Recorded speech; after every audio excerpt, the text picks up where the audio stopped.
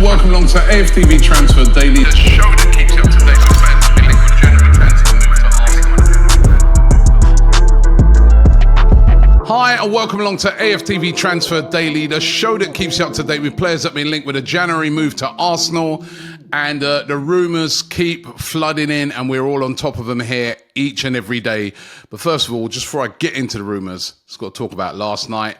Liverpool going 5 points clear of Arsenal now at the top of the table. It really was a damaging last couple of games for Arsenal. And then on top of that, Liverpool took full advantage of that. You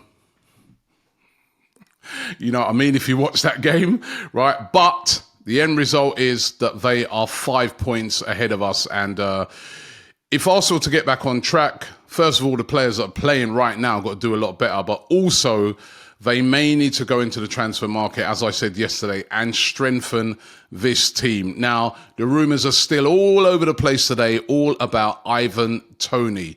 Will he, won't he? What's going to happen when he comes back to playing?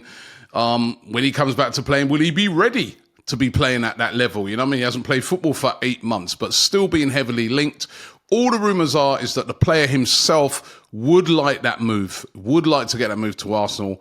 But as I said yesterday, a lot of key factors to it. Number one, can Arsenal afford the whopping fee that Brentford may ask? And then, are Brentford likely to sell him right now in this window? As I said yesterday, they've lost 5 games in a row.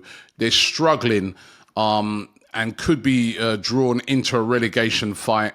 And remember, they're already without Mbeumo, who's out for, well, when he got his injury, they said he was going to be out for 3 months. So he's still got a little way to go before he returns. Yohan Wissa, their other striker, he's going away to AFCON with DR Congo. So surely they're not going to leave themselves short by, you know, not having Toney as well. I really can't see, even though they may go into the transfer market, but an established goal scorer like Toney may be essential to them staying up. So if Arsenal don't move for Ivan Toney, who will it be as a striker? Links today to Dusan Vlahovic of Juventus. We've been here before. We've been linked with Vlahovic before. Even before he went to Juventus, it was Arsenal who put in an 80 million plus bid for him, which he decided, no, I'd rather go to Juventus, and did not come to Arsenal. Went to Juventus and it hasn't really worked out for him. Even this season, he scored 6 goals in 16 appearances. You know, at Fiorentina, he was scoring for fun. At Juventus, he's having a bit of a hard time of it. And there is a lot of doubts over him, not just by the manager, but by the fans as well. So could he be the signing for Arsenal? I mean, is he good enough, number one? You know, was what we saw at Fiorentina just something was a bit of flash in a pan, but now we're seeing the true guy? Or is it that if, say, he came to an Arsenal, Arsenal could rejuvenate him, Arsenal could get the very best out of him? Certainly, he's like your traditional centre-forward, you know, in the box, good in the air, strong, quick, would, you know, has all the attributes you'd say to do well in the Premier League. But would he be able to come in and hit the ground running? And how much would he cost? I mean, his fee now is said to be around about 52 million. That's his valuation. No doubt Juventus would want more money for him than that. And there's been rumours that Arsenal will be willing to pay around 35 million for him. Listen, they're not going to get him for 35 million. Even though he hasn't been performing to what he should be, I don't think they'll get that for him. But let's keep our eyes peeled on that situation for this month. Could Arsenal maybe sell a player in order to get that money together to bring in, say, a Vlahovic or even a Toney? Now, Eddie Nketiah is a player that's been mentioned here. We spoke about Reece Nelson yesterday as well. But Eddie Nketiah, again, another striker that hasn't hit the heights. He scored about the same amount of goals as Vlahovic, by the way, in the Premier League. But he's wanted by Crystal Palace. David Moyes at West Ham is also a big admirer of Eddie Nketiah. Should Arsenal try and cash in on Nketiah this month so that they could use that money to fund a move for a potentially better striker? Now, all the rumours are is that the advances from Crystal Palace in particular have been knocked back by Arsenal, suggesting that they're looking to keep Eddie Nketiah. But could things change throughout this transfer window? It's one that we're going to have to keep our eye on. But certainly quite a few clubs would be interested in signing Eddie Nketiah from Arsenal. Fee said to be around about 30 million. Could Arsenal even drag it out for more? Going to be really interesting to see. But at the moment, all the indications are that we're going to be keeping him.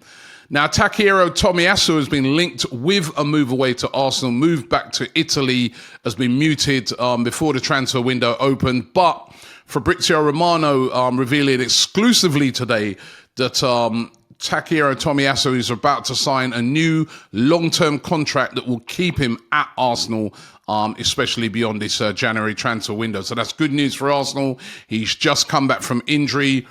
We all know when he's fit, he's been an outstanding player. As a matter of fact, we have missed him. When you really analyse it, we have missed him.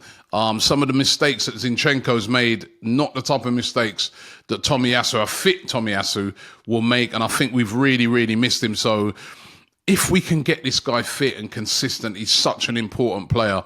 But it looks like he's going to be signing a new long-term contract. And also news on Thomas Partey as well. Now, Thomas Partey, as we know, he's played 5 games this season. He's been injured literally the whole of the campaign. He has been back in training, and there's been a lot of rumours that he could go away with Ghana for AFCON. But he will not be going to the African Cup of Nations because it was revealed yesterday by Chris Hughton from the Ghanaian Federation that they're not taking him to AFCON. Chris Hughton kind of worryingly actually saying that the injury that he's got at the moment is the biggest injury he's ever had, and that, you know, they're having to treat him with caution. But I think that's good news for Arsenal. Maybe not good news for Ghana, but good news for Arsenal that he's not going to be going to AFCON, so he can fully get his rehabilitation sorted out, and hopefully we can get him back into the team between now and the end of the season. It doesn't look like he's going to be sold this January, especially if he's injured. Great player, but always injured. Talking of injured players, Kieran Tierney, another player, is a great player, but always injured. As we know, on loan at Real Sociedad this season.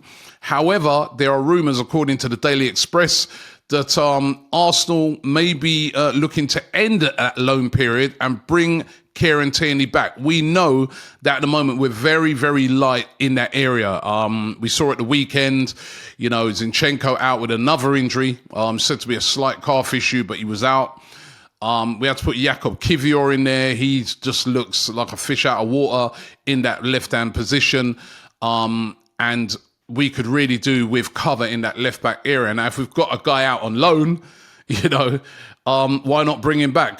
Tierney has been out himself. He had a hamstring tear that's kept him out for quite a long time, but he recently returned for Real Sociedad. So could Arsenal bring him back? He's a season-long loan, and normally season-long loans means that you can't bring a player back.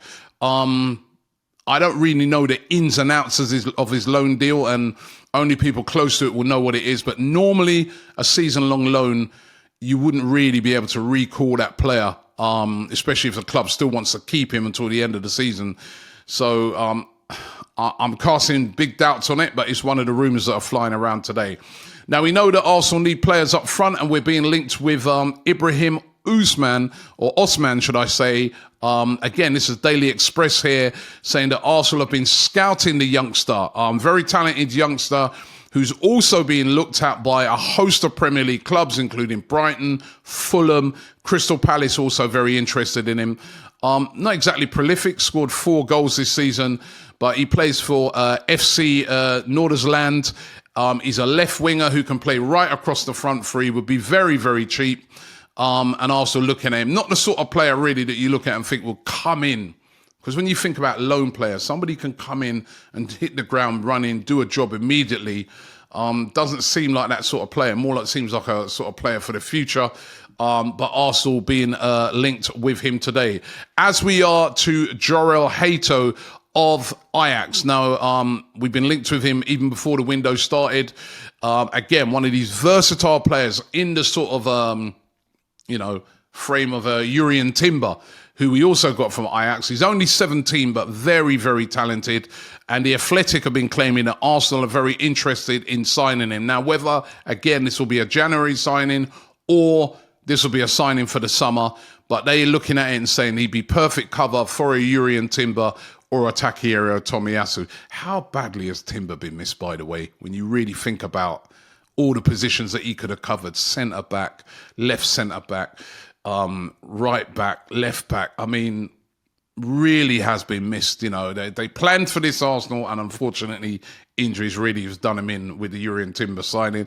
And we're linked with another youngster as well from Ajax, Devon Wrench. I hope I pronounced that right. Devon Wrench of Ajax, 20 years of age. Again, another player who can play right across that back. Really, you know, even though he plays a lot as a centre-back, more just call him a defender because he can play in any of those positions across the back line, especially in the left-back area. Arsenal really, really interested in him. His contract's up in 2025. Liverpool and Manchester United also interested in him as well. And we know, and I remember speaking to Edu in the summer when I saw him in America, he was saying that when you buy a player from Ajax, it's like almost like a perfect fit for Arsenal because they play in exactly the same style. So could Arsenal make a move for Devon Wrench? Again, let's wait and see what happens this transfer window. So plenty of rumours flying around. Will Arsenal get anything done? As of course we know, as I said, we've dropped to 4th now in the league. But listen, it's 5 points off. It's not unassailable. You know, we've got to think about strengthening this team, getting the spirit going again. They've got a couple of weeks to think about it as far as the Premier League goes. Rumours that they're going to be going away for some warm weather training in Dubai, but a couple of weeks for them to possibly think about it. Of course, we've got the big game against Liverpool in the FA Cup. So will Arsenal make some early moves in the transfer market? If they do, you will know all about it here on Transfer Daily. And of course, breaking news updates or anything that breaks at all with regards to the team. Thanks for watching the show today. Don't forget to check out all of our excellent content. The Bias Premier League show is out today, 1 day late because it was New Year's Day yesterday. So make sure you check that out. And also, don't forget to subscribe here to AFTV. Thanks for watching the show, and I'll see you tomorrow.